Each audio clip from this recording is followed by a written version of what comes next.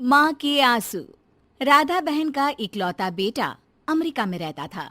एक दिन राधा बहन का किराएदार कहता है, अरे माँ जी अकेली बैठी रहती हैं, बेटे के पास क्यों नहीं चली जाती? अरे कैसे चली जाऊं, नई नई शादी हुई है। अभी तो थोड़ा बहू के साथ समय बिताएगा, तभी तो दोनों के बीच समझ बढ़ेगी ना। अरे कैसी बात कर रही हैं माँ जी, समझ बढ़ाने के लिए 5 साल काफी होते हैं। 5 साल की शादी को कोई नई शादी नहीं कहता। हाँ वो तो है। आया था पिछले साल उसका फोन, पूछ रहा था कैसी हो, पर अब तो काफी साल हो गए, कोई फोन भी नहीं आता। तभी फोन की बेल बजती है। लो 100 साल की उम्र है, आ गया मेरे मयंक का फोन। अच्छा, कैसे पता कि ये फोन उसी का है? अरे कैसे पता नहीं चलेगा, माँ हूँ मैं। अरे रहने दो माँ जी, 1 साल से जिसका फोन नहीं आएगा वो अब क्या करेगा? होता भी वही है। फोन पर मयंक है। कैसी हो माँ? अरे बेटा, तेरी आवाज सुन ली, अब तो मौत भी क्यों ना आ जाए, बहुत याद आती है बेटा। माँ मैं वो ऑफिस में था। अच्छा माँ, वो रीना बोल रही थी कि तुम अकेली रहती हो इंडिया में, वो ठीक नहीं है। अब बुजुर्ग भी तो हो रही हो, अकेले पकाना खिलाना, वो चाह रही है कि अब तुम यहीं आ जाओ, हम लोग साथ रहते हैं ना। राधा बहन की आंख से पानी गिरने लगता है। वो कुछ नहीं बोल पाती। माँ हेलो, सुन रही हो ना माँ? हाँ बेटा, तेरे साथ रहूंगी, सुबह शाम तुझे देखूंगी, और क्या जीवन में है तेरे पापा के जाने के बाद। तभी बीच में बेटा माँ को रोक देता है। हाँ हाँ ठीक है माँ, तो मैं आता हूँ अगले हफ्ते तुम्हें लेने के लिए। राधा बहन को तो मानो बुढ़ापे में किसी ने पंख दे दिए हो। उड़ी जा रही थी पूरे मोहल्ले में। अरे वो मयंक आ रहा है, अब तो अमेरिका जा रही हूँ मैं, वहीं रहूंगी। अच्छा है मौसी, आपका जीवन देखकर तो मुझे भी रोना आ जाता था। कोई बात नहीं मौसी, देर से ही सही, सब अच्छा होने वाला है अब। राधा बहन दौड़ दौड़ कर सामान ला रही थी। अरे इतना सामान तो 2 साल में भी कभी नहीं खरीदा जो 2 दिन में लिए जा रही हो मौसी। अरे बेटा आ रहा है ना अमेरिका से। अच्छा अच्छा, तो पकवान बनाने की तैयारी चल रही है?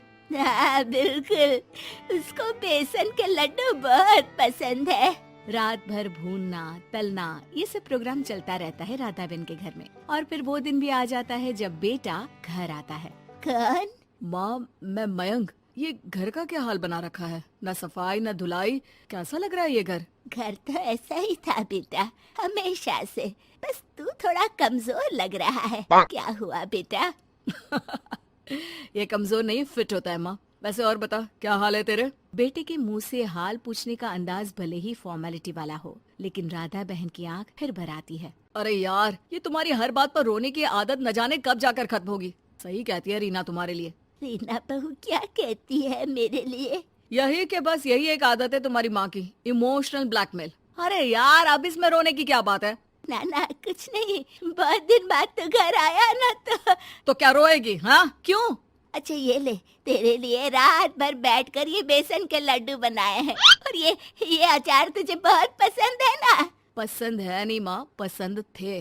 अब तो फिटनेस के लिए ये सारी फालतू चीजें मैं खाता भी नहीं हूँ। ये फालतू चीजें खाकर ही तो तू बड़ा हुआ है बेटा। अब रहने दे माँ, क्या क्या खिलाकर बड़ा किया है, मुंह मत खुलवा। कौन देशी घी में शक्कर डालकर पराठे के साथ खाता है? वो तो तुझे पसंद थे ना बेटा, तभी तो बनाती थी, नहीं बनाती थी तो रोता था तू। अरे तो रोने देती ना माँ, अब सारी समस्या उसी खाने से है शरीर में। वो तो भला हो रीना का, जो हेल्दी डाइट देकर सब मेंटेन कर रही है। राधा बहन बेटे की आने की खुशी में इतनी दीवानी थी कि उसे बेटे के बात का अंदाज और लहजा समझ में नहीं आ रहा था। अच्छा अच्छा रुक, पालक वाली दाल बना देती हूँ।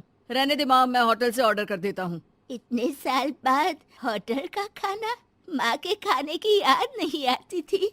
अरे माँ, फिर इमोशनल डायलॉग, प्लीज माँ। अच्छा सुन, बहुत कम वक्त है हम लोगों के पास, जल्दी जल्दी सारी पैकिंग कर ले। और हाँ, इस घर को बेचना होगा। कैसी बात कर रहा है? तेरे पापा और मैंने एक एक पाई जोड़कर इस मकान को बनाया था। हाँ पर तू जा रही है ना, फिर कौन मेंटेन करेगा? कैसे क्या होगा माँ, मैं तो अब इंडिया आऊंगा भी नहीं। बेटा तो सो जाता है, लेकिन माँ घर का एक एक कोना घूम घूम कर देखती है।